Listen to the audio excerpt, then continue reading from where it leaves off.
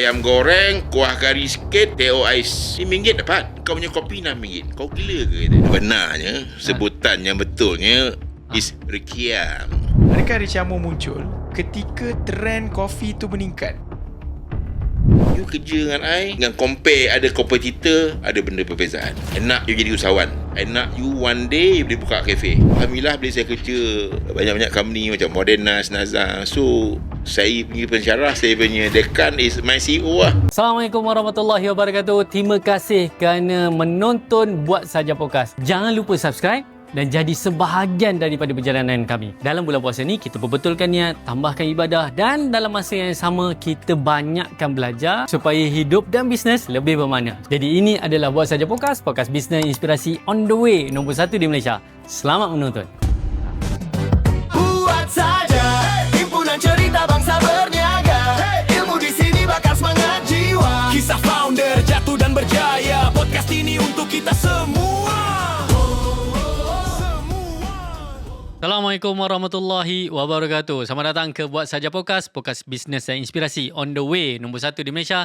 Saya Syarifuddin Saidan. Saya Fadi Ghazali. Dan hari ini kita nak bincang, bagi saya adalah minuman kegemaran Tuan Fadi. Kedai. Oh, kedai kegemaran. Dan minuman jugalah. Minuman tu of course lah. Sebab sehari Tuan Fadi, kalau ikutkan, berapa kopi Tuan Fadi minum? Saya pun tak tahu berapa shot. Kadang-kadang ada yang minimum 2. Minimum 2 gelas lah. Satu gelas tu minimum 2 shot. Masya Allah. Maksudnya 4 lah. Tu. So, tapi ada hari dia terlebih. Terlebih dos. Itu Tuan Fadi lah. Saya non-coffee.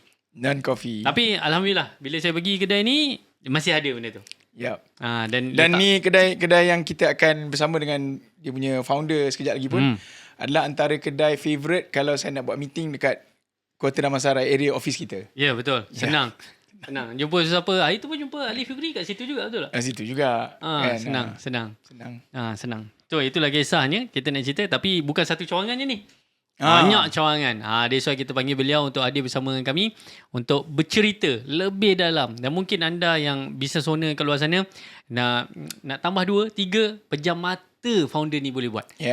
Itu yang kita nak korek. Dan for those yang buat dalam bidang F&B dan ada intention untuk grow business, scale up business, wajib tengok podcast ni sampai habis. Dan bukan sekadar tengok je, subscribe lah sikit. Subscribe. Kena subscribe. Subscribe lah. Bagi sokongan pada kami supaya kami boleh jemput orang-orang yang lebih besar lagi untuk bersama dengan anda. InsyaAllah. So Tuan, tanpa melengah masa lagi Tuan. Okey, bismillah. Baik, bismillah. Tetamu kita pada hari ini adalah seorang bekas mekanik yang mencabar diri beliau untuk terjun dalam bidang perniagaan. Beliau berani ambil risiko untuk tinggalkan kerja stabil demi minatnya dalam bidang bisnes. Setakat 2025, sebanyak 170 outlet Richiamo Coffee di seluruh Malaysia. Daripada kejayaan itu, beliau meluaskan lagi Richiamo Coffee ke pasaran antarabangsa pula, antaranya di Kemboja. Tidak berhenti di situ, beliau kemudian mewujudkan pula hampir 15 cawangan Richiamo Mart. Jadi hari ini di Buat Saja Podcast bisnes dan inspirasi on the way nombor 1 di Malaysia. Kita akan kupas kisah keusahawanan beliau daripada bidang otomotif yang tukar profession ke bidang perniagaan. Seterusnya membawa perniagaannya ke peringkat antarabangsa. Jadi kami persembahkan kepada anda founder dan managing director Richiamo Group Sdn Bhd, Datuk Muhammad Zamri Abu Sama. Assalamualaikum Datuk. Waalaikumsalam warahmatullahi wabarakatuh. Sihat tu Alhamdulillah. Nampak? Pakai baju pun ada nama Richiamo Coffee. Ini billboard bergerak ni. So tu dah jadi point kepada usahawan kan. Betul. Siapa duta paling nombor 1 adalah orang yang buat brand tu lah. Betul tu Betul. Saya selalu macam tu lah. Zaman saya bekerja dulu, orang cakap apa, yelah saya banyak dalam masa otomotif industri ni, saya banyak beberapa brand saya kerja. Kan antaranya macam Yamaha, Modernas, Ducati, and KTM, MV Agusta. So bila saya di company tersebut, saya akan pakai lah, dia kalau Ducati lah. Sampai orang cakap this Ducati man, something like that, you know. Tapi macam mana boleh dapat nama Richiamo? Adakah Datuk peminat Maria Mercedes? Sebenarnya zaman saya kerja, masa saya bekerja di Nazar dulu lah. Nazar Bike. Actually Nazar World of Bike. So di bawah payung Nazar ni banyak brand-brand Itali. Antaranya macam Ducati, Aprilia, Vespa. So almost orang cakap apa, every year tu kita pergilah Milan Motor Show. Itu Kan, ceritanya. untuk perasmian new model kan. So di situlah datangnya idea tu. Kan. Tu kita lepak malam dekat Domo Square kan. Lepak kafe, minum kopi, tengok konsep. Oi, kalau ada peluang kita buat satu balik kan di Malaysia. Buat macam kedai kopi. Tapi kita carilah nama Itali je. Itu cerita ya. So apa ada maksud ke Ricciamo ni? Actually sebenarnya sebutan yang betulnya is Richiamo. Salah nyebutnya sama ni. Selama ni salah. Ricciamo. Richiamo. Dia naja. Dia macam Itali sikit. Dia lenggok sikit. Richiamo. Okey, lepas ni kena betul kan? So kalau ikut pronunciation Malaysia dia kata Richiamo, kita tak apa je kan. Okay je. Itu Melayu. So maksudnya apa tu? Actually maksud dia memikat. Kan? Kopi yang memikat. Sama ada you memikat, terpikat atau dipikat. Pasal mulanya kita buka the first outlet ni di UUM Cinto, di dalam universiti. Itulah ceritanya kan. So dalam universiti tu ada 20,000 student. And so most of the student memang orang cakap female lah. Kan? Tu orang cakap kalau naik bas di situ tu, lelaki naik kena bu. Out of satu bas 40 orang tu mungkin 5 orang lelaki. Macam tu lah kan. Tapi kalau tengok daripada sejarah hidup Datuk kan, Datuk bukan asal daripada F&B punya line. Kalau Datuk boleh share sikit asal usul and then kemudian pergi berkecimpung F&B tu macam mana tu? Okey, sebenarnya kalau ikut sejarahnya memang di kalangan keluarga saya memang saya daripada F&B sebenarnya. Sebenarnya keluarga asal daripada mana? Saya dah asal daripada Jelebu Negeri Sembilan. Jolobu. Kau Jolobu. So, maknanya saya memang orang cakap apa, lahir dalam kedai, dibesar di dalam kedai, bermain pun dalam kedai lah. So, sebenarnya family saya memang buka kedai kopi pun, kedai kopi cara kampung lah. Warung kopi tepi jalan. Yeah, ada kedai. Upgrade sikit ada warung lah. Dia ada kedai. And then di situlah saya orang cakap apa, memang saya dididik untuk orang cakap apa, bekerja, whatever, kerja-kerja harian membantu family kan, basuh pinggan ke, persiapan untuk perniagaan ke. Dan di satu pekan kecil di Simpang Durian Jelebu tu. Ada lagi kedai tu hari ni? Actually kedai tu the tour shop turo tu ada, tapi yang kedai kita orang tu orang buka pakai kedai papan kan, orang kan nak roboh kan, tumbuh pokok besar dalam tu. Sebenarnya dua family yang Melayu di situ. Selainnya sekeliling kampung tu Melayu lah, tapi di situ hanya dua family Melayu dan lainnya is a Chinese.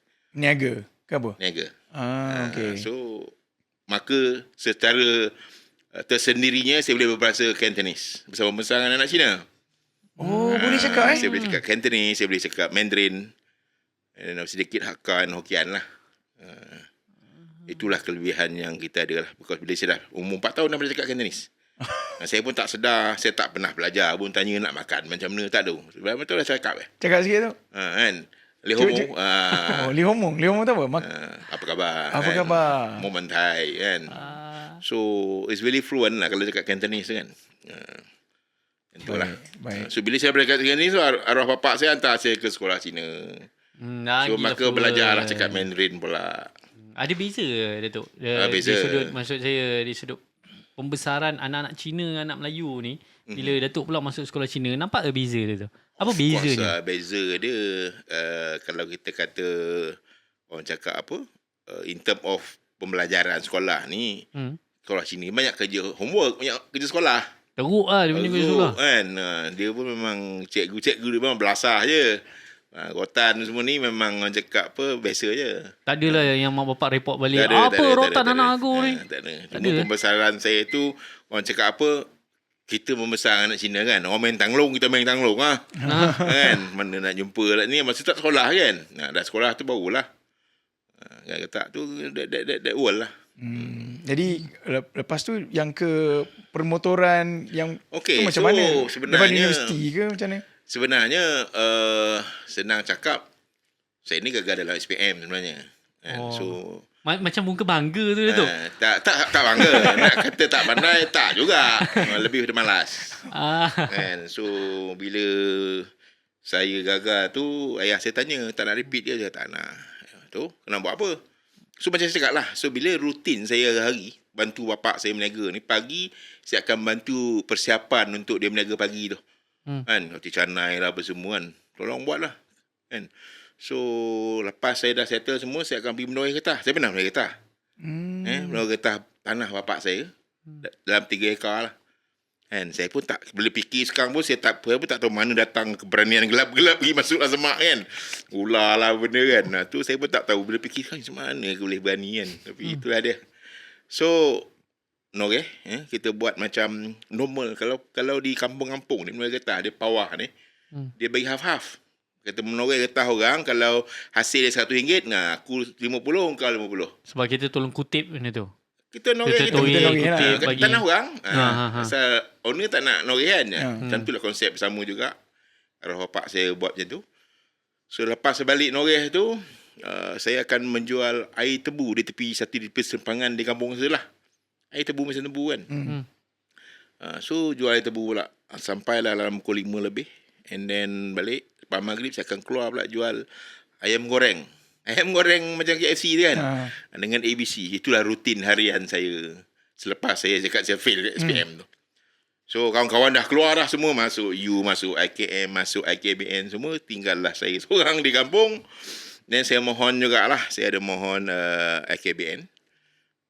Sebenarnya saya memohon untuk jurusan mekanik kereta. Minat kereta asalnya. Kan? So, bila dapat tawaran, dapat mekanik motosikal.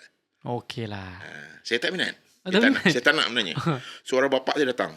Kan, hari-hari datang. Bila kau nak pergi medical check up? Nak buat apa lah? Kau tak nak pergi ke? Tak nak. Saya nak kereta. Dapat motor. Pressure dia. Then last kali satu word dia kata apa tau? Kalau kau bangang sangat nak pergi belajar kan, tak apa. Kau pergi je cari pengalaman. Kan? Habis esok kau balik nak berniaga lah. Itulah the turning point yang saya keluar lah. Dah, bapak saya cakap macam tu. Okey lah, redha lah. Kita pergilah. Umur berapa tu? I think about 18 lah? 18, 19. Keluar pergi mana? Pergi ke IKBN Citra tu. Oh, pergi jugalah. Pergi jugalah. Kalau bapak kita dah cakap macam tu kan. Kita pun tak apalah. Dia dah buat tukar kita punya mindset pada pergi belajar, pergi apa? Cari pengalaman. Cari pengalaman. Dah habis so nak balik lah. Kau nego lah. So kan? otak kita pun jadi okey lah. Kita pun okey lah. Kita redha lah apa yang dia nak tu. But macam saya lah. Dah kata dah suruh keluar tu. Pergi tu kita buat betul lah. So pada masa tu 1990 rasanya. And saya pergi ke IBKN Citra. Saya first batch. Student yang first batch. Dan saya dilantik menjadi ketua pelatih masa tu. And saya rasa IKBN tu projek pilihan raya masa tu. Saya masuk dia kata PM nak rasmi kan. Kerja kita tanam pokok, siram pokok. Kan, I think 1 or 2 month juga kan. Tapi seronok lah kalau kita fikirkan balik kan. Itulah permulaan ni masuk. But macam saya dah, kalau saya nak buat, saya buat betul. Tu dia. So yang itu lulus lah. Tadi macam SPM ini lulus cemerlang for flat lah. So memang KBN ni biasanya pada masa tu, after you ambil jurusan-jurusan yang orang cakap dipanggil TVET ni, dia ada... Oh, zaman tu dia panggil TVET ke? Dia tak panggil TVET lah. Dia macam kemahiran lah. Dia sebetulnya masa tu dia dah pakat. Dulu, sebelum dia panggil MLVK saja. Sebab dia, zaman saya dah panggil SKM lah. SKM 1, 2, 3 kan. So, lulus lah. So, top 5 student every IKBN ni akan pergi ke, dia panggil IBU. Pada masa tu. IBU is Institute Belia Usahawan. Sekarang dia panggil IKBN Depoh lah. Dulu IBU. Saya dapat tawaran tu, tapi saya tak pergi. Saya dah habis belajar, saya tak pergi because of saya dapat offer kerja di Hong Leong Yamaha. Bahagian pemotoran lah ni. Memang mekanik lah. Kan. Pada zaman tu nak masuk Hong Leong Yamaha pun susah. Kan. Ada kawan saya yang beritahu ada iklan. Masa tu tak silap saya, paper The Star kot. Mana kita baca Star kan. Member juga okay, macam mana ni kan. Pergilah apply. Kan. Dekat BJ Jalan Pencala yang bangunan Nestle dulu. Di situlah mulanya career pekerjaan saya. Tapi orang cakap apa, nak datang ke L ni, mana kau nak duduk ni kan? Carilah kawan kampung ada lah. Kalau pada masa tu di Taman Medan, kalau saya tahu. Sebelah Taman Datuk Arun. Kan, tompang lah bengkel kawan saya. buat spray cat. Kan? So tumpang lah situ, apa itu dia buat kan. Hujan tu kan selimut menitik air zinc motor tu basah selimut. Kita tanya dia, kita apa kita nak lah hidup kita ni sebenarnya kan? Apa aku nak ke KL ni? Saya kerja junior mechanic tu, my salary was RM505. Ni tahun 1993. 93. Tolak APF tinggal 4.5. Boleh hidup lah waktu tu. Kalau harap gaji memang tak cukup. Walaupun pada zaman dulu kan. So but alhamdulillah Araf dah tolak APF RM100, RM50 jadi 4.5. Saya bagi setiap bulan saya akan bagi belah rahmat saya RM100. Tinggallah RM300.5. Hidup di Kota Raya. Kalau aku meniaga air tebu, menoreh getah, sehari pun dapat RM100.5. 3 tu kan. Sehari. Makan free, duduk free kan. Tapi saya percaya mesti ada orang cakap hikmah di sebaliknya lah. Apa benda yang kita buat, the flow tu kan. Tapi kita tak tahu apa. But I stay situ. About 4.5 years. Saya kerja di Hong Leong Yamaha sebagai junior mechanic. Seronok lah. Bukan benda yang kita minat. Racing di pasal tu Batu 3 track, Pasir Gudang, weekend ada racing dan berbagai-bagai lagi lah aktiviti. Bila cerita 4 tahun setengah di Yamaha, lepas tu saya masuk, lahirlah Modernas 96. Okay. Zaman tu. Motosikal Okay. nasional kan. Pertama. So Nasional. kita pun semangat, ni macam Proton, aku nak kerja sini. Saya minta. Alhamdulillah dapat. Saya jumpa manager tu, saya carilah. Dan dia kata, awak nak minta jawatan apa? Oh, saya tak kisah tuan. And last saya nak berhenti Yamaha tu, gaji saya 1050. Saya cakap kalau tuan bagi 1,800 saya join. Tak kisahlah jawatan apa, nak sapu sampah ke nak urus sampah. Okay. Double. Kan? So saya ditawarkan di Kedah pada situ 1,200. Saya cakap saya really appreciate. Kalau di KL saya ambil walaupun beza RM50. Tapi KL tak ada lagi tu. But after few months nak jadi cerita pula bila bos Yamaha dengar saya nak kerja, nak lagi ni kan. Dia tanya, you dengar you nak berhenti lah? Ya tak ada bos. Saya dengar. Ada surat ke bos? Tak ada. Tak ada lah. Oh, tak ngaku ke? Tak ngaku. Tak ngaku dia hantar saya pergi Jepun. Nak berhenti ni. Baru nak bagi reward kita pergi Jepun. Okey. Pergilah kan. Duduklah 2 minggu di Jepun. Di Hamamatsu. Hilang Yamaha lah. Balik bila tu. Bonus score balik. Minat lagi ke cik? Di mana? Di KL. Di Glenmarie. Okey. Itulah dapat. Dia bagilah 1,800. Di KL dia bagi. Saya tengok-tengok. Dulu first dapat offer technical assistant. Tiba dia introduce saya. Kalau kau nak kau datang track Batu 3, kau nak kenalkan dengan CEO kan. Pergi lah. Dia introduce service executive. Dia salah sebut kan. Salah sebut. So saya kata okay. So macam mana bos kan? What next? Kalau kau nak kau join 1 September, kita jumpa. Ya bos, offer letter tak ada ke? Kau percaya ke aku tak? Tak percaya tak datang. Saya resign tanpa dapat offer letter. Dekat worst case scenario tak apalah. Aku kerjalah kedai motor. Kedai motor tu sebagai mekanik atau alat motor malam kan. Itulah lebih lah sikit. Apa boleh buat kalau nak nipu tu kan. Tapi tak, alhamdulillah. Sampai 4 tahun setengah. Lepas tu dapat Modernas. Saya dalam, yelah, it's a big jump from junior mechanic to service executive. Service executive. First day bos saya tanya, awak komputer pandai tak? Saya dah pucat lah. Cakap bos, interview tak tanya pasal komputer. Saya cakap tu terang bos, saya nak on komputer pun tak pandai. Tapi kalau bos bagi peluang saya belajar. Tak apa, kau belajar. Itulah mula career. I think about 2 years in service. And then saya transfer ke bahagian sales, jualan. Pasal saya beli cakap Cina. Dealer-dealer ni 99% is Chinese. Itu ada very advantage lah. Dealer motor ni lah. Sampai motor. sekarang lah. Sampai sekarang. Kalau you sebut nama saya di kedai-kedai besar Yamaha, semua tu kenal lah. Of course, saya start the mechanic kan. So, situlah mulanya. Career saya every year naik pangkat daripada service executive tu pergi sales executive, senior exec manager, and last saya left ni is a national sales manager. National Sales Manager. Dekat Modernas. Di Modernas, masuk Nazar. Itulah Nazar offer. Oh, this is new thing kan. Dulu jual kapcai, niat jual Superbike lah. Minat. So itulah saya masuk kan. Masuk Nazar is a kerjaku, hobiku. Kerjaku, hobiku. Pakai long sleeve macam ni, pakai seluar set kena marah. Dia kena pakai jeans, t-shirt, lifestyle. Dia macam tu. Kan. Sebab kita jual ni motor ni lifestyle dia. Yes. Itulah cakap. Sonok lah kerja dia sonok. Kerjaku, hobiku. Kan. Itulah. I think about 3 years. I think satu perubahan yang amat besar pada zaman saya kerja di Nazar tu kan. saya clearkan stok I think about 800 unit kot masa tu. Masya Allah. Kita buat offer melambung kau-kau punya sales, and so satu pencapaian yang sangat puas lah bagi saya kan. Tok Faizal, saya tak sangka lah dia approve saya punya proposal kan. Alhamdulillah. Dan 3 tahun lepas tu bos lama saya panggil balik Modernas. Jadi second time masuk Modernas, as a orang cakap apa, GM lah, head of apa sales. GM nya level, I think about tak panjang, about 5 months je, because ini tak suka diikat tangan, ikat kaki. You suruh buat kerja boleh. Then after that KTM offer saya.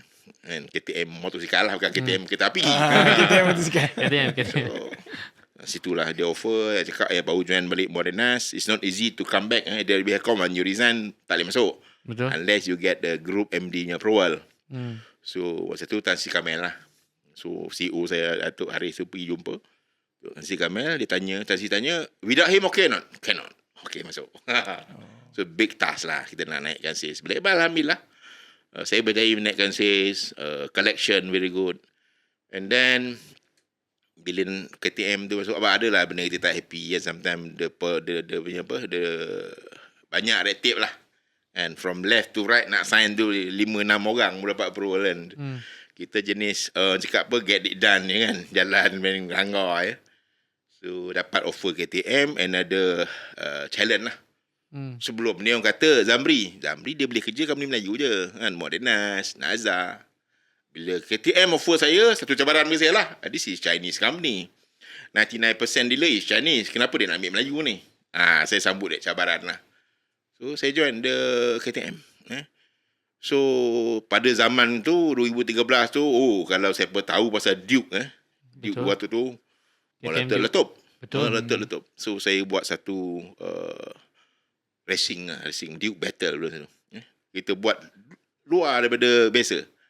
Biasa orang akan buat racing ni, kalau racing kat Perik lah kan, kalau di Ipoh Sarul Nizam sama je, dekat KL sama je.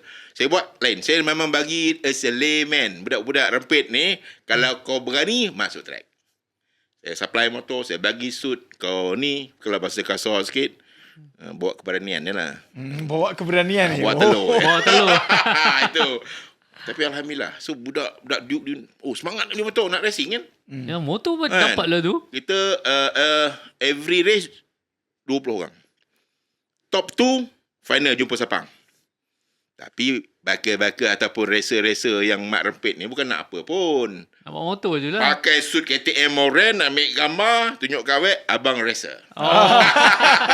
Tapi belakang kan. Itulah cerita dia. I think is after that, I dapat offer distributor, MV Agusta. I think about 2.5 years di KTM, satu pencapaian yang agak memerangsangkan juga.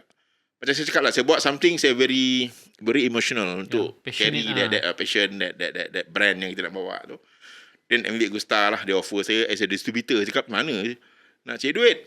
Mak Saleh tu cakap, dia kata apa, actually from previous distributor, saya tak nak mention lah, mungkin you all tahu siapa. Dia kata, I know that you don't have 20 million in your account, but your networking lah, and dealer semua kan. So saya carilah siapa nak invest kan. So Alhamdulillah waktu tu.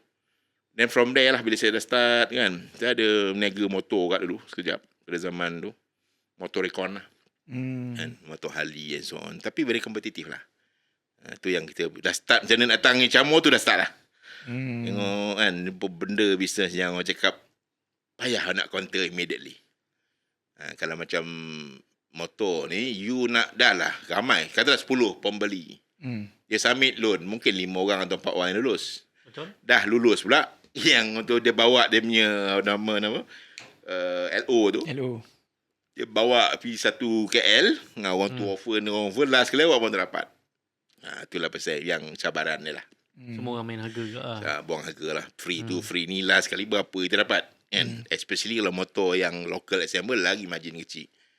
It's about 5 sen je. Max 10%. Tapi yalah, kita punya overhead cost tinggi kan. So tu existing something, dapat lah tawaran tempat ruang niaga di UM Sintok. Itulah datangnya idea nak buka. Waktu tu niaga part time? yang buka kat UM Sentok tu? Kau ataupun terus berhenti kat MV Agusta terus pergi ke? Saya sebenarnya saya berhenti di KTM. Masa tu nak buat ni lah, buat kedai motor tu lah. Pada masa tu saya fikir apa benda nak buat ni. Dapat ruang niaga, apa nak buat? Dapat dah ni kan, kedai aku nak buat apa Pada berasal saya nak plan, saya nak buat macam straight coffee je. Yang big cup 32 ounce dulu ingat RM5 kan. Yang tu saya nak masuk ke dalam aircon ni. Okay. So saya rasa benda ni mungkin seasoning ni mungkin dia tak lama. Saya ingat macam mana pun kita decide nak buat macam brew lah, coffee brew lah. I think is cakap apa, dia akan bertahan lama lah. Itulah permulaannya. Masa tu buat seorang ke ada partner terus ke macam mana? Actually I have few partners, but saya majority lah. And pada tu ada few, and then kita start the outlet yang paling lambat nak buka is UM, the first outlet lah, because kita nak start from scratch. Bangunan tu buat new building. Sebenarnya dia upgrade satu tempat dia panggil V-Mall di dalam universiti tu. Okay. From normal punya ni mall, dia upgrade tu buat the fully air condition. Dan kita punya bangunan tu memang betul-betul depan sekali, dan kena build a new one. Dia bagi like macam bay lah kan. Dia dah bangunkan bangunan tu, dan kau nak apa, nak cement kau pasang sendiri. Kita ada saving sikit lah. Sebab benda tu structure mana ada. Itulah. Tapi it took us about 8 months kot untuk the first outlet. Untuk start berniaga tu 8 bulan. Tapi kos dah mula keluar apa semua? Dah keluar dah. And sampai the first one tu pun kita ambil staff, I think 2 bulan kot tak ada kerja. Dah bayar gaji lah. Pasal yelah takut ada kata approve. Apa yang cakap habis? CCC kan. Kan tak ada staff pula. But no choice lah. But we pay about 2 months kot. Tapi macam mana Datuk handle transition tu? Kenapa saya tanya transition? Sebab kalau kita jual motor ke apa kan, dia barang mahal. Bila pergi F&B, barang dia barang ringgit-ringgit. Okay. So mindset macam tu perlu di switch ke atau macam mana? Dia sebenarnya macam ni. Bagi saya is kalau macam motor ni, dia punya competition tu very high. That's why saya start kedai motosikal saya. Saya jual motor 200cc and above. Okay. Sebab situ baru ada margin dia. Bukan margin. Betul? Tak ramai player. So kalau kapcai ni confirm berlambak. Memang berlambak. You kena display kedai je penuh sampai keluar pergi jalan. Betul. Kalau tak nampak. tak masuk. Dia tu punya attraction. Yang tu tetap mampu nak berlawan. Bukan kita punya modal tak besar. Okay. Itu cabaran kita lah. Tapi kalau macam 200cc and above, kita okay sikit. And then kita adalah Harley ke Recon or BMW and so on lah. Maksudnya tu F&B ni dia punya margin lebih baik berbanding no. motor. I'm talking about tadi kita nak start tu. That's why bila kita masuk di segmen motosikal punya business ni, maksud tak ramai player, even Recon tak ramai. Bila dah ramai, dah IP holder dah ramai, dah datang satu benda yang cakap is oversupply lah. Okay. So I think something ni sampai bila kita nak cakap apa, fight je ni kan, nak cari nak bayar sewa. So saya think something, sebenarnya ruang niaga tu lah. Bila kita dapat, kita fikir something yang this is orang cakap apa, bila saya nak start UM pun tak ada satu orang yang support pun. I mean friend lah, tanya opinion, aku nak buka kedai kopi lah kat UM. Oh gila ke apa? Pasal yalah satu cup kopi pada situ cappuccino pun RM6. Betul. Kalau di UM Sintok tu ada satu kedai mamak lah, Zubaidah. Zubaidah. Ayam goreng, kuah kari sikit, teh ais. Kan? RM5 dapat. Engkau punya kopi RM6. Kau gila ke kita? Betul lah. So okay tak apa. Then saya buat survey. Saya buat survey dalam universiti tu, buat cakap apa? Buat sampel lah. Nak tahu berapa dia orang spend sebenarnya. Student-student kan. So average from the survey punya report menunjukkan pada zaman tu lah 2015 tu. Saya start 2016 the first outlet. Kita punya groundwork to 15. So di UM Sintok pada masa tu dia spending power per day RM10 sehari. Untuk makan, untuk minum. Dia akan kebanyakannya akan skip breakfast. Bukan skip lah. Dia minum buat air 3-in-1 dalam bilik dia. Makan biskut ke apa. Dan dia akan makan lunch. Dia akan makan dinner. RM10 average. Kita kata average lah. But of course dalam UM Sintok ni ada foreign student. About 5,000. You know, this is that. Kita nak sanitize kan. This is kita punya regular. This is kita punya customer yang datang 2 minggu sekali. This is customer datang sebulan sekali. So kita tengok report tu possible. They can do. And even though orang cakap kalau secara logiknya is very tough. Kan? So kita jadikan tempat tu dulu satu tempat yang meeting point lah, tempat student jumpa, meeting, dating. So malam ada basking. Environment tu juga. Kita nak create them beyond mana-mana jadi pot lepak. Dia bosan duduk kat dia punya kediaman dia kan, college dia datang kat situ kat Wimall malam tu. Dia very happening lah, something like we are the first coffee brand lah dia kata kan. Masuk dalam universiti yang cakap gila kan ni kan. So saya redah. Kita macam ni. Bab ni kita sambung kejap lagi. Kita berhenti rehat dulu. Alright. Kita berhenti rehat dulu. Kita minum kopi dulu. Kita minum kopi dulu. No problem. Baik. Okay, jumpa lepas ni. RYBS memang mind blowing, best gila. Founder anda wajib datang. Kalau nak dapat 1 juta pertama, mestilah join RYBS. Saya dah join Raise Your Business Standard. Saya dah join Raise Your Business Standard. Anda bila lagi? Bagi anda yang serius nak grow business dengan lebih laju, saya nak jemput anda ke dalam satu program yang bernama Raise Your Business Standard. Target kami sempena 10 tahun penubuhan Funivo ni adalah untuk membantu 1000 bisnes untuk capai 1 juta yang pertama. So tunggu apa lagi? Daftar sekarang, kita jumpa nanti. Selamat kembali ke Buat Saja Podcast, podcast bisnes dan inspirasi on the way nombor 1 di Malaysia. Kita masih lagi sembang pasal kopi. Dia cakap pasal tadi Datuk masuk ke UUM Sintok tu kan. Datuk dah tahu dah memang perbelanjaan RM10. So berapa range harga yang Datuk letak? Okay, macam saya cakap lah. Sebenarnya the first outlet ni cabarannya sangat besar lah. Because dia jauh ke utara daripada KL. Betul. Supply chain kita pun orang cakap apa, tak ada numbers, tak ada skill. So it's very tough for us. Kita punya kekuatan adalah beverage pada masa itu. And then yang other than that, macam cake and pastry tu, memang kita tak ada supplier pada masa tu. Cuma saya tak nak mention brand apa. Kita beli cake, tukar plate je. Itu kita punya first trial. And then kita ambil donut, di Aman Central is the branded donut kat lah. Masukkan juga.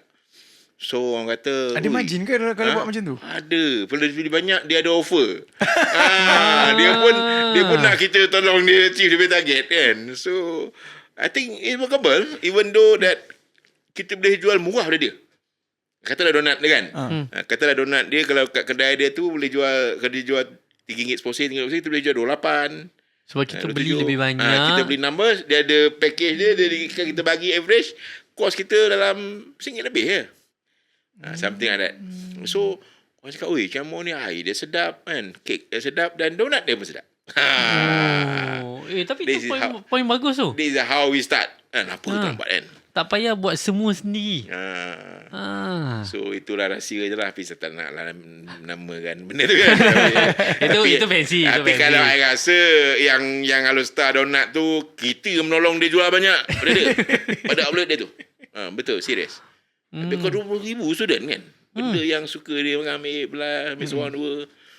So benda macam tu lah. So I think this is the success story yang saya ni dulu lah. Bila kita mula-mula sana sangat tough lah. Tapi Datuk duduk kat mana masa tu? Saya duduk KL. Duduk KL? So macam mana manage benda yang jauh ni? Actually Zaman tu of course dah ada plus libur raya semua. Ada.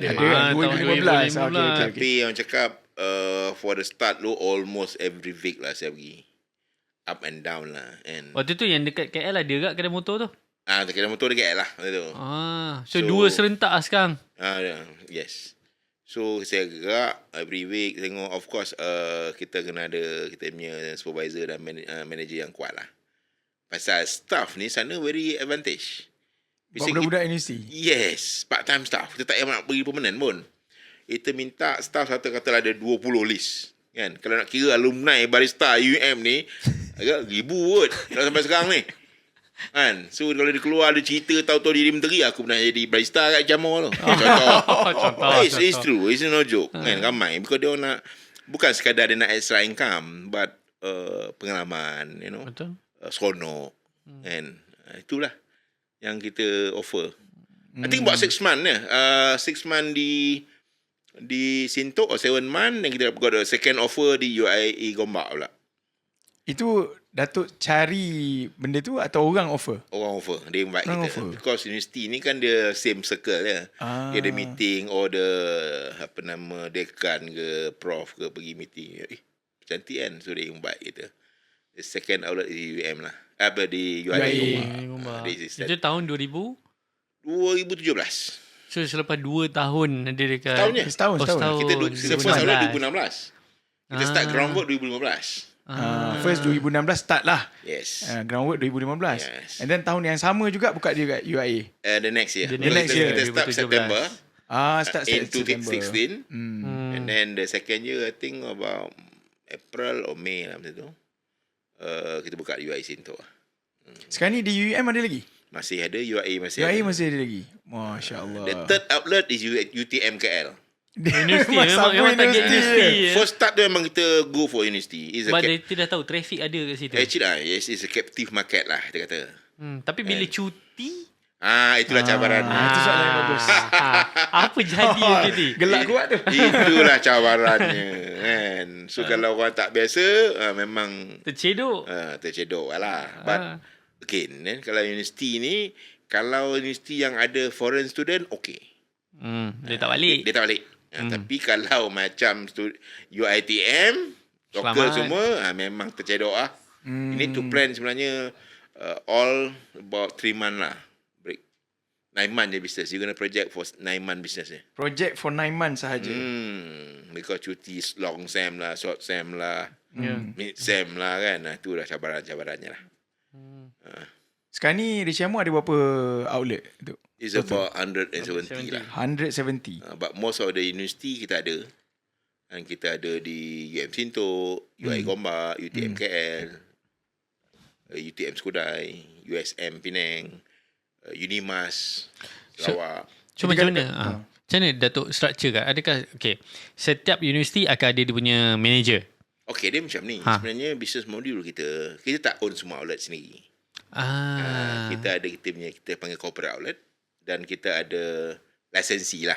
Corporate outlet panggil. Corporate outlet tu. Corporate outlet ni maksudnya HQ lah. HQ lah. Dan yang lain tu lisensi. Lisensi. Yes. So lisensi dia punya tenaga kerja tu lisensi tu lah yang kena Dia lah. fikir. Dia lah sendiri. Dia operator lah. Kalau daripada 170 ni, berapa banyak sebenarnya yang dioperate oleh operator yang sendiri ni? Sebenarnya most of them memang lisensi. Kita ada corporate outlet. Kita ada personal outlet.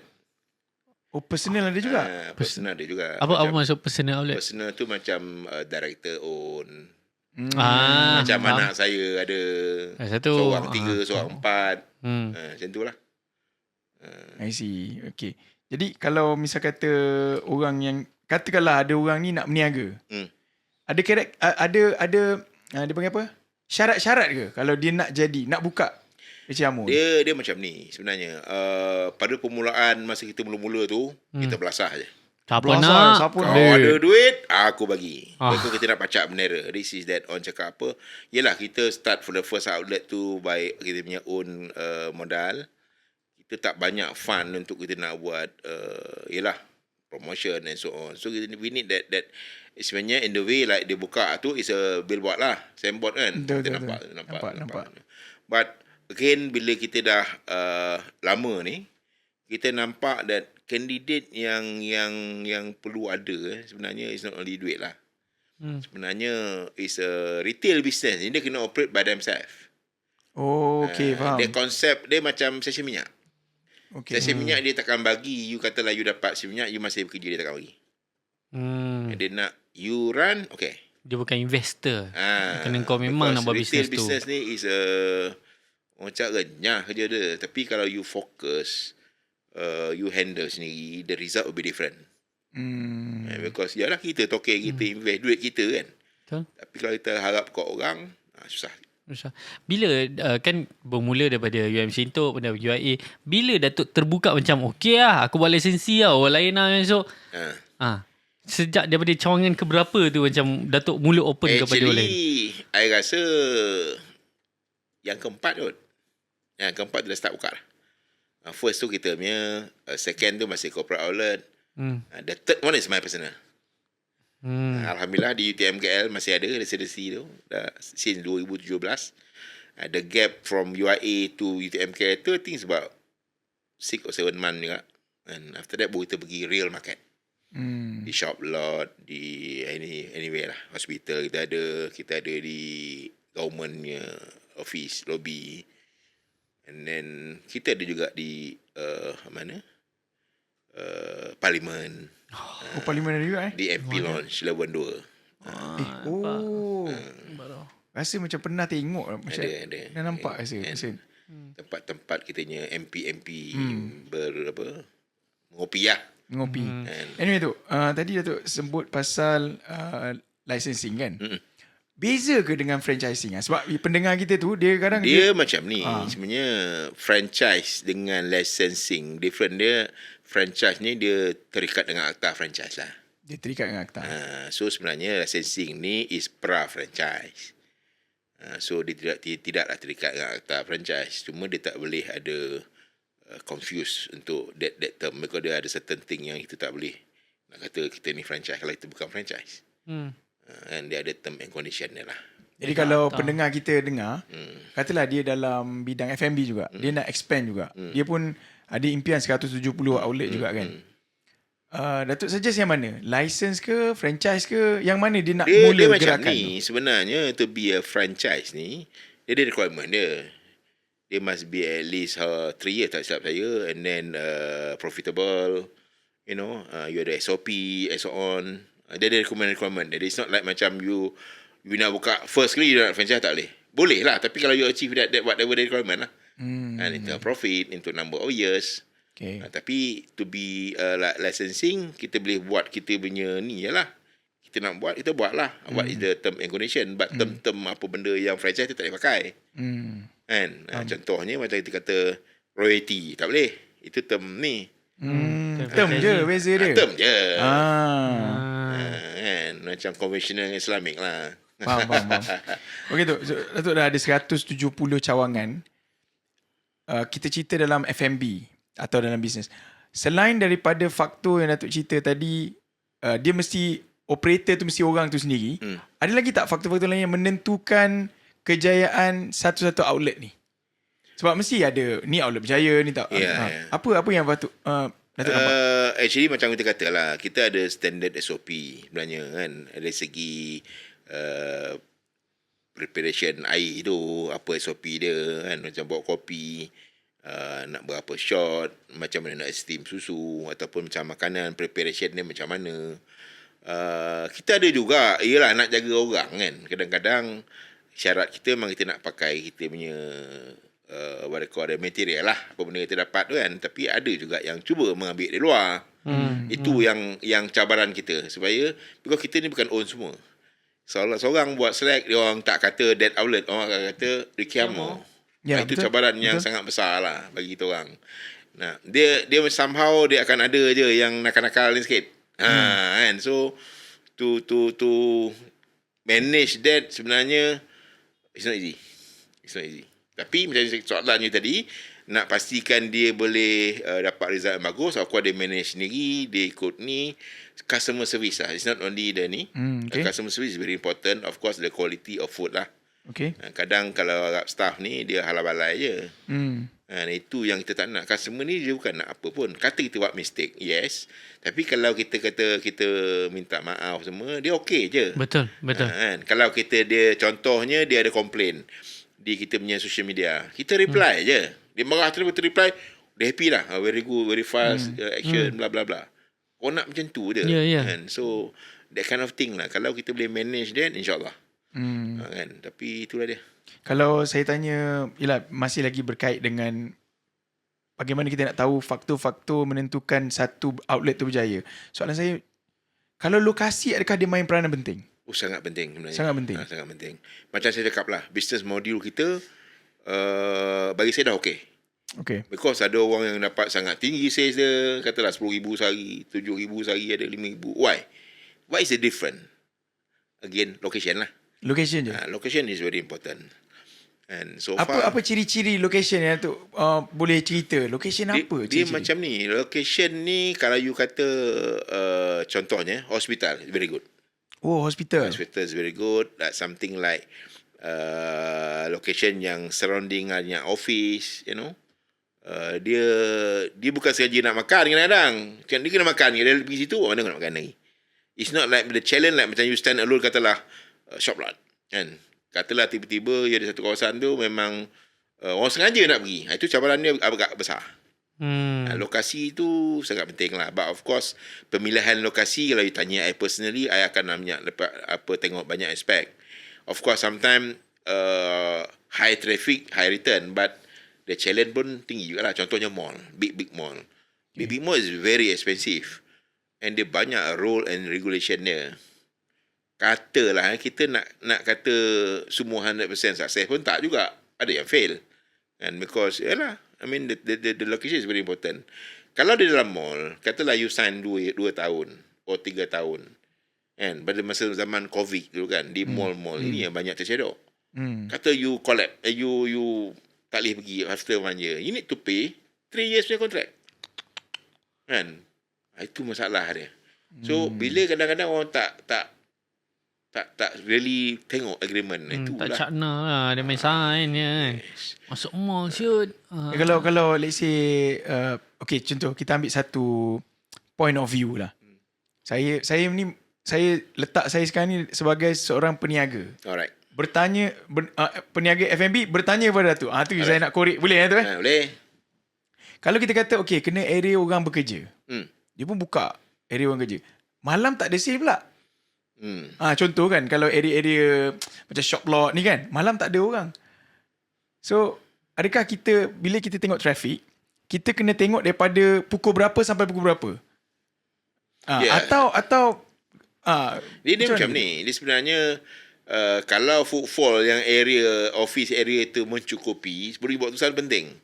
And you katalah malam tak traffic. But sometimes memang confirm tak ada lah. Kalau you kata kat lobby bangunan kerajaan di Putrajaya lah. Kita ada di Menara Prisma.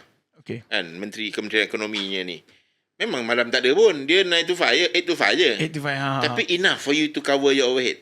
And make some profit or better profit. Itu penting. Dia takkan ada win semua. Dia takkan ada Tapi win ada semua. metrik saya tu. Saya ambil contoh kan. Saya pernah ada satu masa. Ni lama dululah. Saya pernah jumpa, saya ada impian nak buka McDonald's zaman tu lah, ni lama lah. Saya jumpalah dengan seorang hamba Allah ni.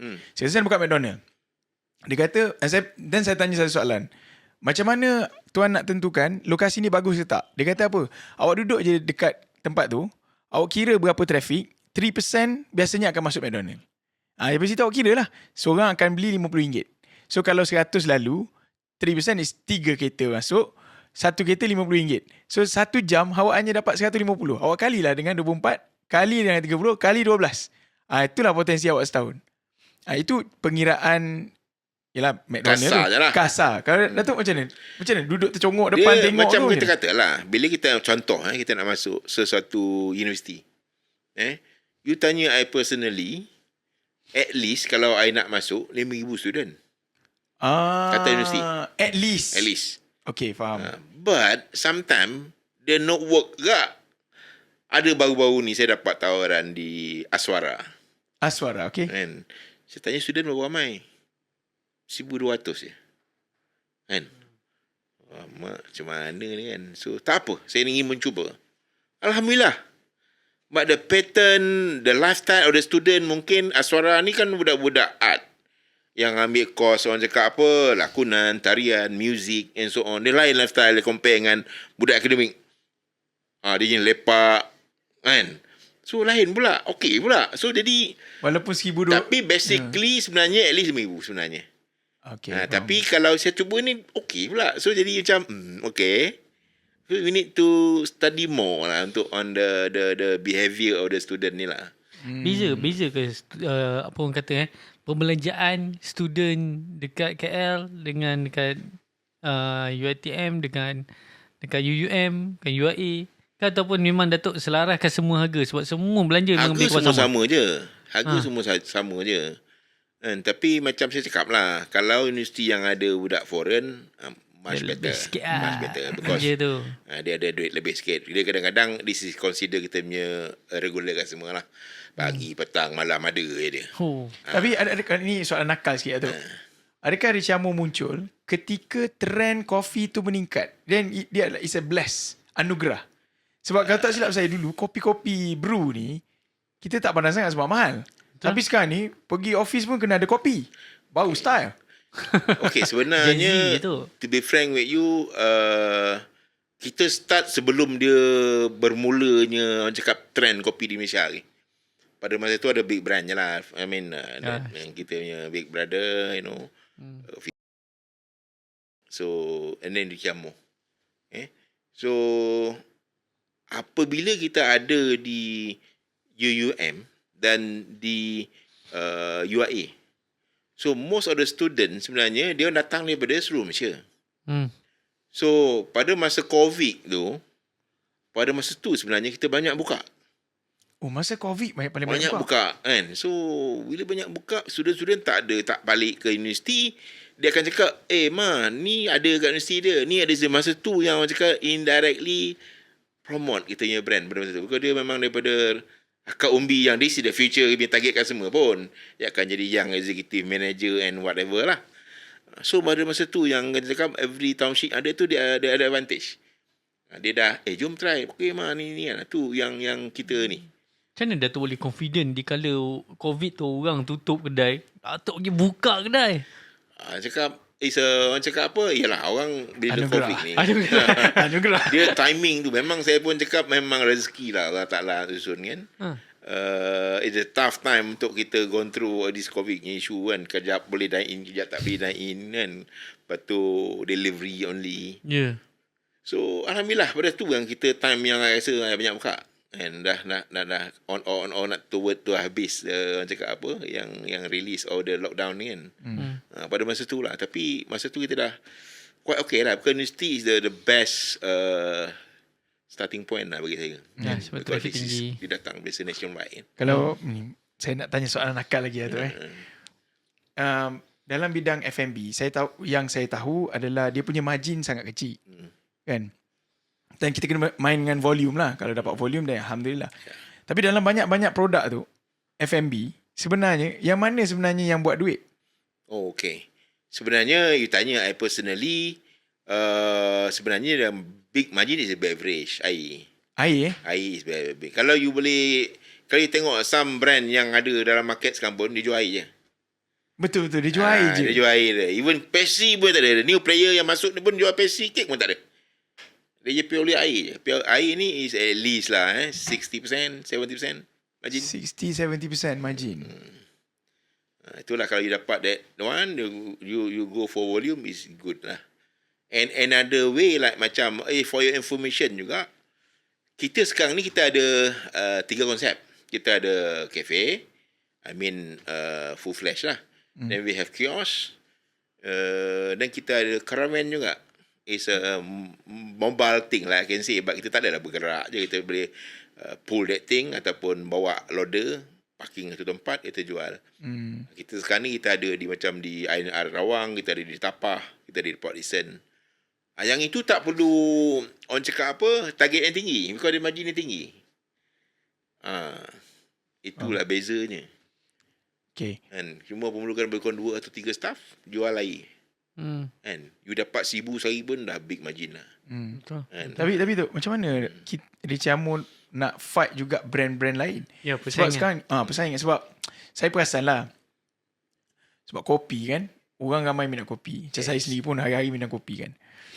Pertama, macam mana kita nak fight brand-brand yang besar, yang fight.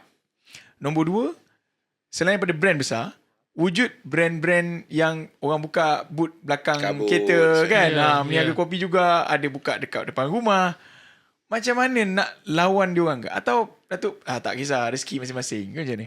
Of course, kita kena ada plan untuk counter whatever competitor punya cakap apa, aktiviti. So, macam kita kata lah, bila saya mula-mula, saya buka Richiamo ni, kita jual beverage, cake and pastry. Then, kita notice that macam ada benda yang kurang. Especially bila saya buka di UTM KL. Belakang tu ada food court. Datang 5 orang, 3 orang nak makan nasi, 2 orang nak beli accept je cake ke pastry. So end of the day, end up dia 5-5 dia belah pergi makan belakang.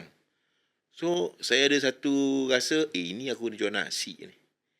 And of course lah, masa dulu pun partner saya kata, tak nak lah, kita nak maintain kita Itali man kan. Masa kat London lah minum kopi kan. Betul. No, end of the day, kita nak revenue, kita nak profit. Kan? Kalau orang yang datang 5, 3 nak makan, semua belah je, apa kita tinggal. So, I buat keputusan, kita jual nasi. Even ikan patin pun kita ada. Betul lah, saya pernah makan. Ikan patin, you know, dengan salai. Jadi satu benda, mula pelik lah itu tu. kompetitor cakap apa?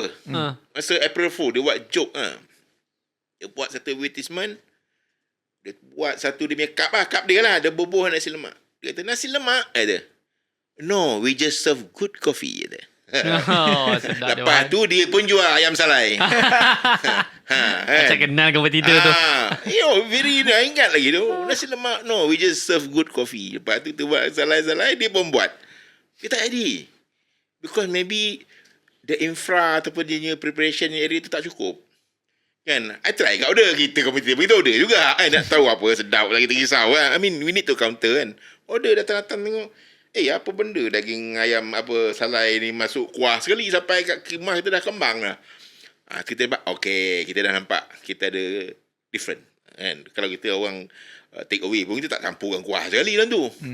Kan kita tak tahu berapa minit nak berumah, setengah jam ke 40 minit. So this thing lah yang kita start. But now everybody dah jual nasi lah.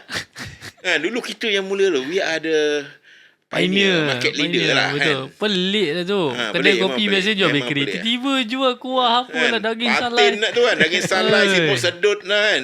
So, I don't care. My style, I just langgar je. Tu I punya style lah. Tapi dia tak lari konsep So dia Richiamo Coffee. Sebenarnya, you tanya konsep tu lari. Dia akan lari sikit. Tapi revenue lah. We don't care. And kita tak try, kita tak tahu kan penerimaan orang tu kan. Buat Kalau saja. Kita tak nak bila orang ada juga kita notice kopi. Dia tanya, kenapa pergi kat kedai ni? Belum, aku tak minum kopi. Nampak tak? Dia bukan kopi je. Ikan patin pun ada. Ya ke? So baru dia nak datang ni cakap, that kind of thing lah. Macam mana kita nak menarik dia kan. Jadi bahasa mudahnya orang lain ada cara dia, kita ada cara kita. Kita ada cara kita. Untuk kekal dalam relevan dalam market. Ada certain brand ni dia memang sekarang ni lah social media memang main peranan lah. Yes. Kan? Tapi dari sudut Richiamo pula macam mana? Okay, sebenarnya kita memang ada dah. I mean the social media lah semua lah. Kita pun tengah final stage untuk kita punya app juga. Dia filosofi bisnes ni. Kita must at least at par or better. Yes, of course. Kalau kita bawah tu, kita galak lah. But kita mengkarah itu, insyaAllah, tengah buat trial everything. But for sure, macam in order to counter whatever competitor ataupun competition yang sangat hebat sekarang ni, macam you cakap lah, Kabut Sale ada, whatever brand from overseas. Macam penduduk Malaysia ni 300 juta. Semua nak masuk kan. Itu I pelik. Kan? So, itu buat F&B. Dia akan datang benda-benda lain lagi. To me, it's not really healthy lah in the way, But, yelah, macam kita ni pun take time to be today, So, in order to counter that, we must have macam innovation yang we want to be a market leader again. Apa benda kita nak buat? Yang orang cerita ni semua app, kita nak something pop, apa benda tiba-tiba yang luar biasa. Disrupt the market. Luar biasa. But it's coming, insyaAllah. InsyaAllah. So, benda tu lah kita kena buat. Kalau tak, yelah, kita ketinggalan lah. Tapi Datuk, dia tak ada ke risiko bila mana kita buka licensing ni, dia yang menjadi punca pada brand kita punya masalah. Sebab dia tidak menjaga kualiti, lepas tu dia pergi ambil kopi orang lain, lepas tu masakan entah macam mana, dia buat frozen kan benda tak jadi. Dia kacau juga Richiamo tu. So how do you deal this kind of sebenarnya memang ada risiko. But sometimes, yalah, macam I cakap tadi, kita start from zero. And even the first outlet pun took us 8 bulan untuk first. up. Kita tak ada choice. The faster ways to to grow only this way. Yeah. But after that, you need to manage lah. We need to be a very firm. Ada juga outlet yang kita terminate, yang breach the contract lah. And yang kita dapat tanggap. So on, kan. But we are very open to discuss unless dia degil sangat lah. And kita dah nasihat, bro jangan buat macam ni, kau kacau orang. It's not only you, us, everybody. Tak boleh ke? Tak dapat nak nolong lah. Itu je. Tapi we are very, orang cakap apa, friendly lah. Kita kan gentle lah cakap. Kalau kita nak tunggu perfect, tak gerak juga. Tak gerak. So baik kita buat saja dulu, dan kita adjust accordingly bila benda tu dah jadi. Saya ada ni tu. Apabila menguruskan 170 branch, outlet dan sebagainya kan, saya nak bertanya atau kita nak tengok ruang lingkup leadership.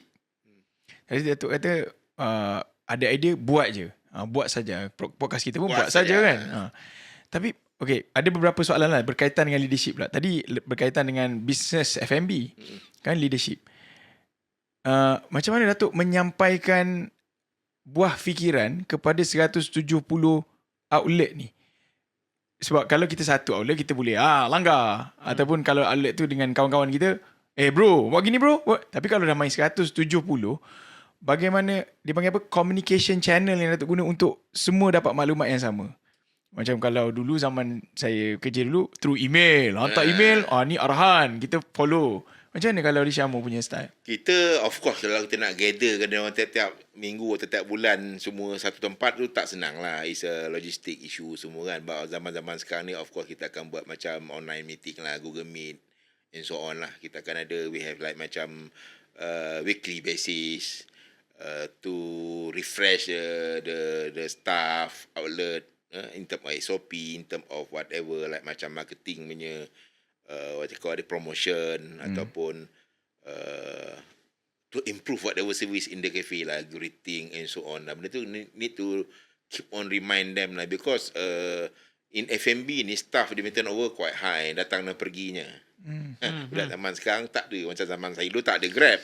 Kan, zaman saya dulu nak jadi part time, jadi Pizza Hut delivery pun interview pun tak dapat. Kan, RM1.70 dia sejam. Zaman tu kan. Sekarang dia malas nak jadi token sendiri, dia Grab. Dia pergi hantar-hantar, cukup target, aku off balik, aku tidur. Tu beza ni zaman-zaman dulu dan sekarang lah. It's not easy to manage, but we don't have choice. But Alhamdulillah, di Kiamau Coffee 100% is local staff. Tak ada foreign staff pun.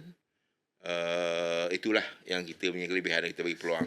But macam saya, most of the outlet cafe-cafe saya cakap kat staff-staff, saya cakap simple, you can ask anything you want, I will guide you or whatever. You kerja dengan I, dengan compare ada competitor, ada benda perbezaan.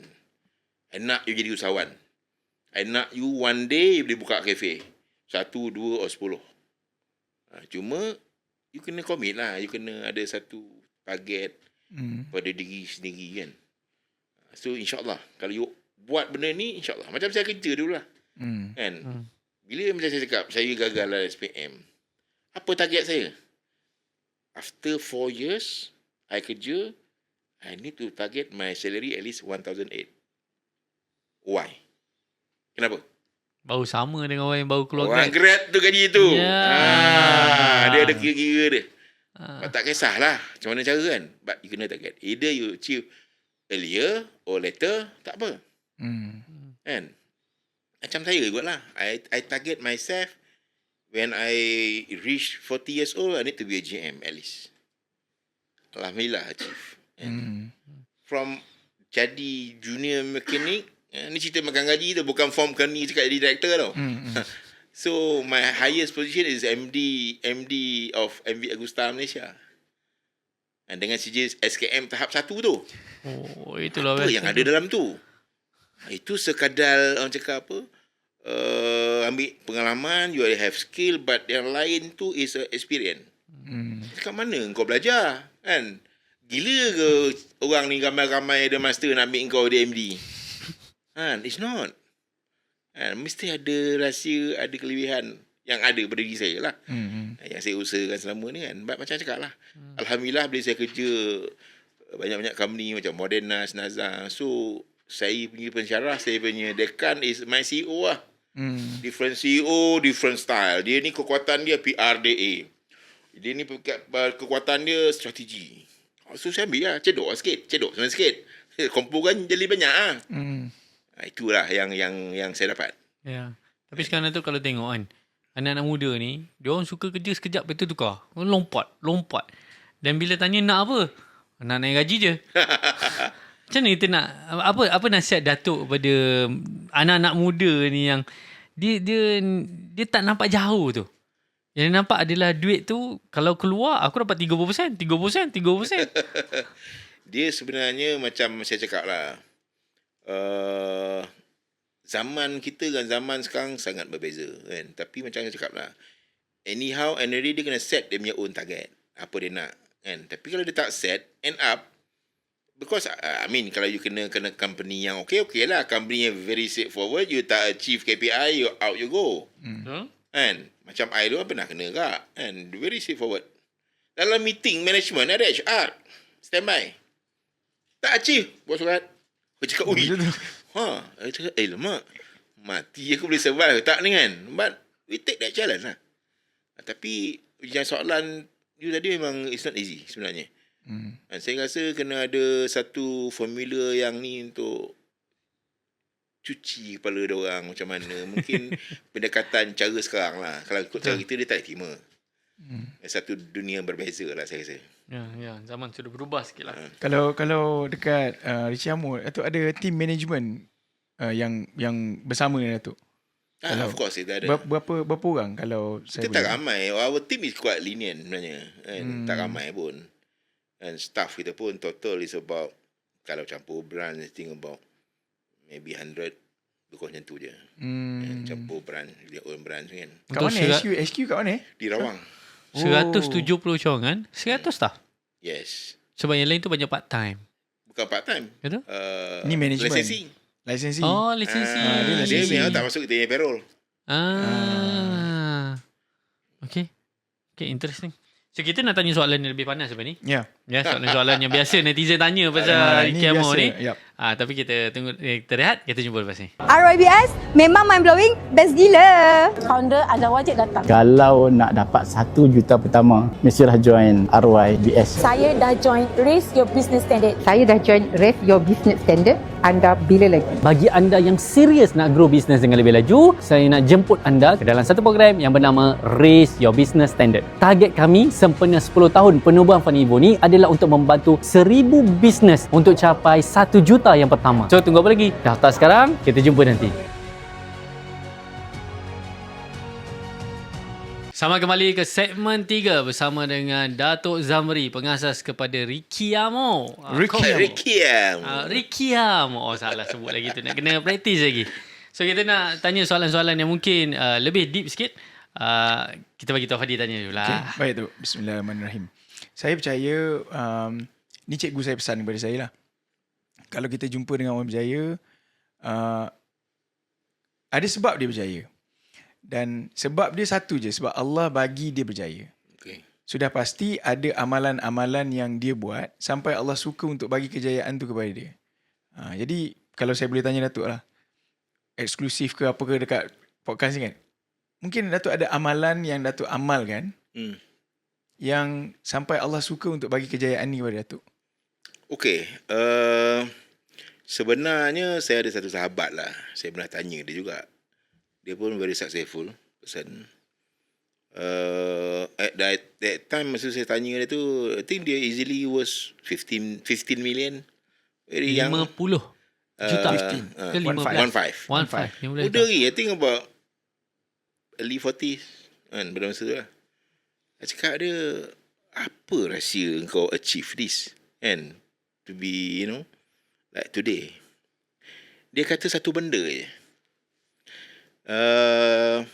Katalah kau nak berinfak, rumah anak yatim ke, tafiz ke, kau kena buat satu benda.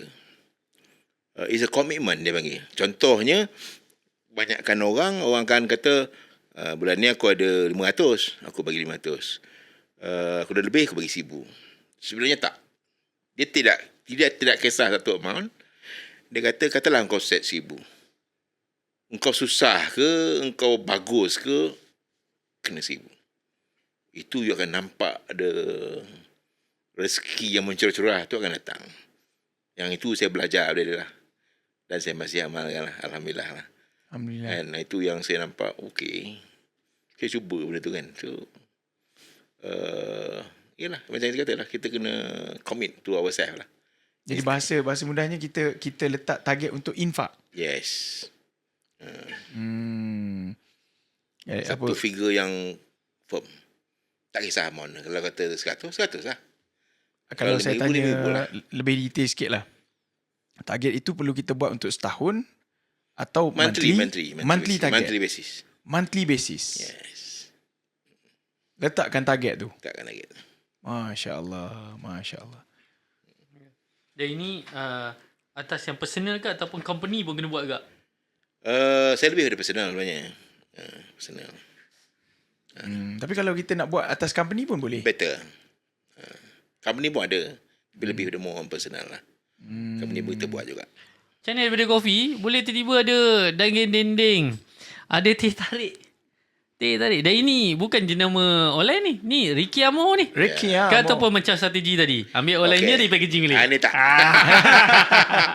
Ini tak. Macam the 3-in-1 tu semua tu memang kita punya own manufacturing. Kita buat sendiri. Kari kambing. Own manufacturing means ada kilang. Ada kilang kita. Hui. Itulah saya tengok tadi. Itu yang saya kata bila Tuan Budi kata soalan tu, saya terlupa. Kalau dekat business card Datuk ni, Ricky Amo Holding, Coffee, Mart, Manufacturing, Food Technology. Maksudnya manufacturing, kilang untuk buat ni semua. 3-in-1. 3-in-1 punya kilang. 3-in-1 order macam kita punya frap. Okay. Kita supply tu kita all cafe. Dulu kita ambil orang. Sekarang kita buat sendiri lah. So bila kita dah ada numbers, volume, kita boleh buat sendiri. So at least some income itulah. Sama juga yang food tech tu, kita punya central kitchen.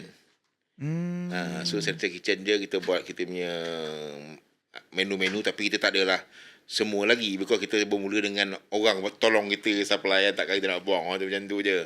Buat backup up with menu yang dia orang tak ada, kita start from there lah. Dapat sijah halal lah. Halal. Dan inilah sebenarnya yang dekat Ricky Amo Coffee, betul lah? Dan tapi bagusnya tu, kalau dengan ada je benda ni, kita boleh mengurangkan skill worker kita. Kalau tak, dekat setiap cawangan kena ada chef yang dedicated, yang kena pandai masak sama. Ni boleh selaras semua rasa, betul tak? Sepatutnya. Macam mana boleh terbitnya mat tu? Actually mat ni sebenarnya yalah, kalau orang faham pasal mat, actually dia ada dua konsep mat ni. Satu is a cafe mat. Satu macam mat yang orang cakap apa, grocery-nya macam speed mat, macam KK mat. But cafe mat is different. Cafe mat is 60% of hot food and beverage, dan 40% is convenient item. And senang cakap, dia lebih kurang macam Family Mart or 7E yang cafe tu lah. See you. Yes, something like that. So benda ni saya nampak there is a trend. Orang yang sekarang tak nak pergi big mall, dia nak just datang grab and go, you know. Kalau you tengok statistik 2025, sebenarnya the growth of business is mat kan ni. Oh, mat It's a convenient shop. Convenient shop yang boleh makan je Memang situ. Betul lah. Kita tengok statistik that's why banyak. But Ini again, statistik bila tu? 25. Last year, 2025. 25. Kita tengok every quarter kita no ada figure report. Sebab saya sekarang ni saya duduk kat kampung Pasir Putih. Pasir Putih ni kampung lah kan. Sampai sekarang pun saya duduk kat sana. Tahun lepas macam mat tu bombard Pasir Putih tu, saya rasa macam ini benda sepatutnya ada kat KL je. Tiba-tiba ada Family Mart lah, E-Mart lah, CU lah, Macam-macam kan. macam-macam. Dah masuk sampai level kampung. Betul. And then mat ni pula, kalau I notice, you notice that this thing orang tak kisah pasal brand sangat. Orang nak convenient. Contohnya ada di condominium, apartment and so on. Orang takkan pergi, nak aku nak pergi brand ni, tak. Dia nak cari apa? Nak cari Panadol? Ada. Kau nak cari apa? Ada. Itu je. Convenient untuk dia. Okay.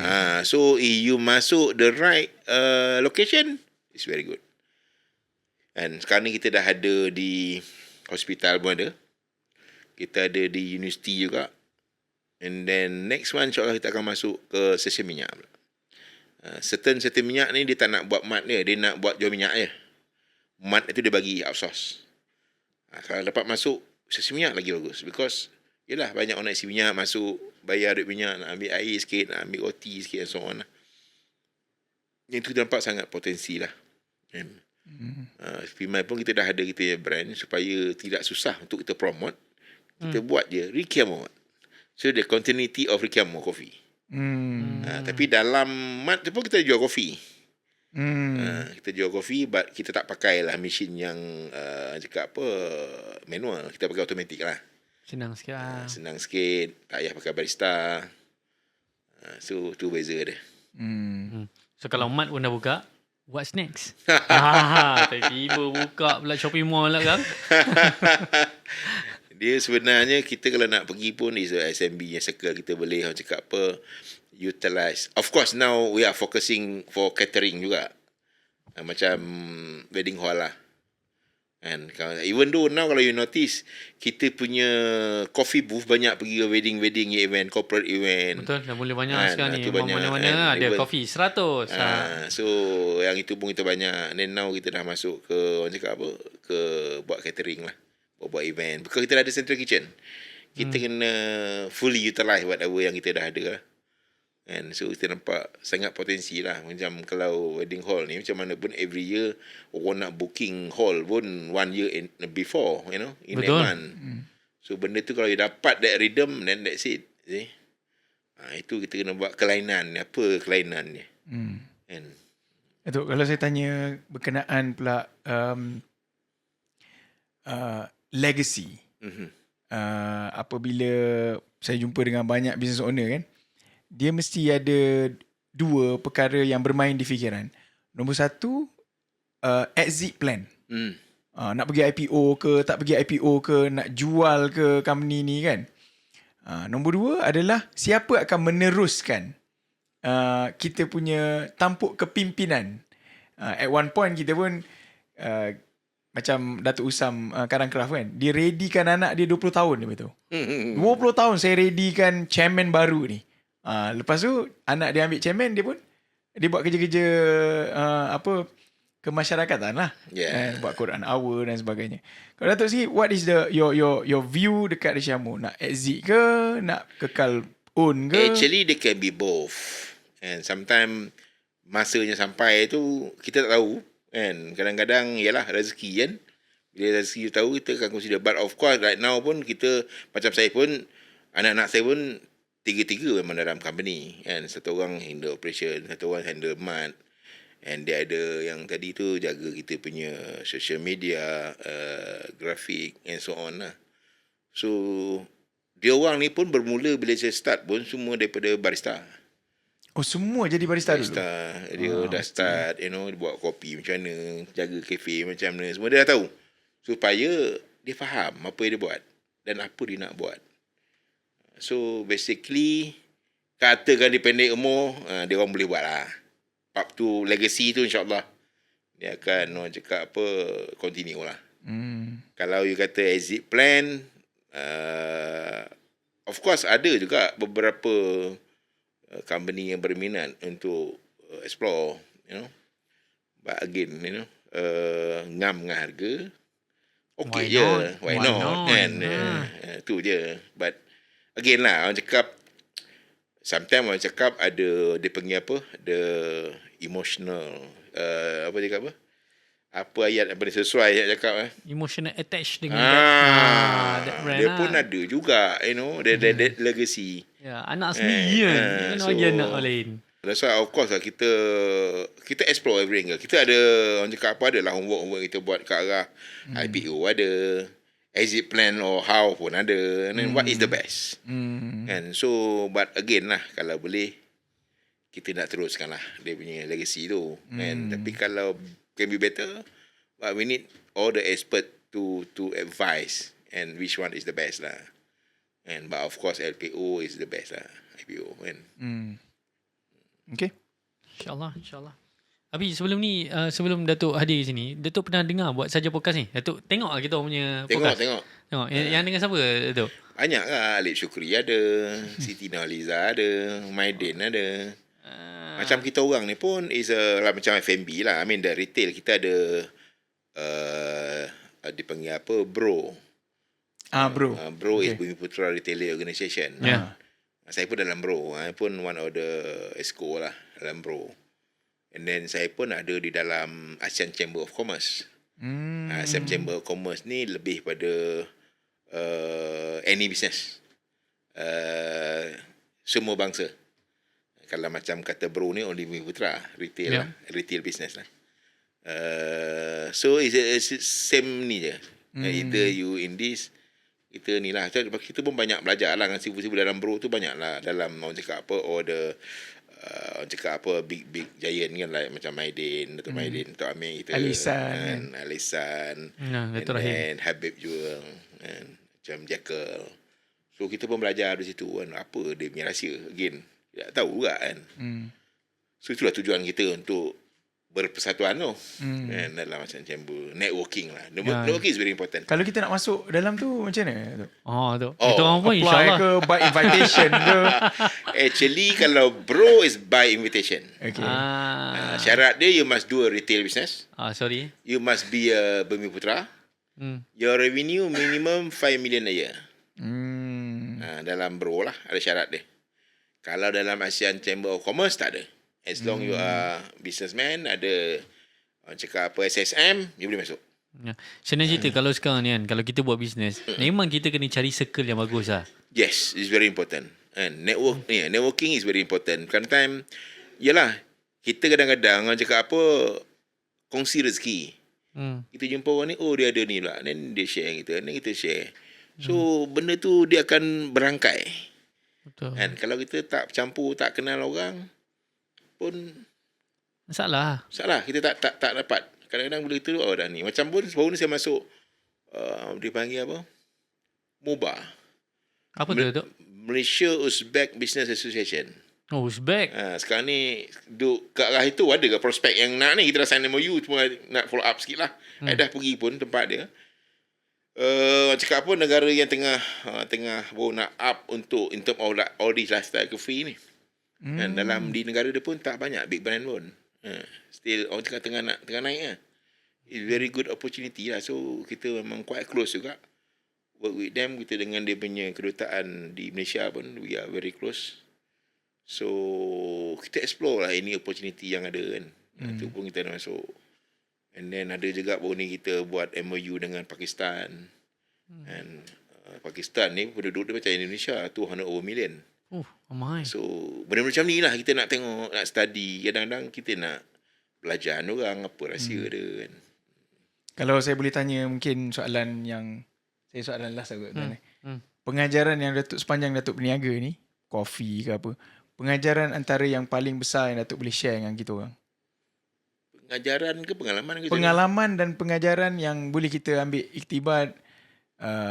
Don't do this, do this.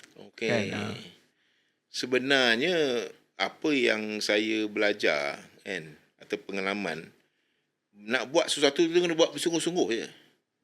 Dan jangan orang cakap apa, macam saya pernah belajar satu ni juga, mula saya nak berniaga. Saya tanya kawan saya. Dan dia ni customer saya di Nazar lah. Dan pada tu Nazar ni dia punya customer end user direct. Bukannya macam saya kerja Monanas, saya punya customer dealer. Ni end user yang pakai Ducati. Masa tu Ducati tak ada kat Pattaya lagi. Bukan Ducati Tong Yam tau. Direct Itali. So yang ada Ducati ni ada Ferrari.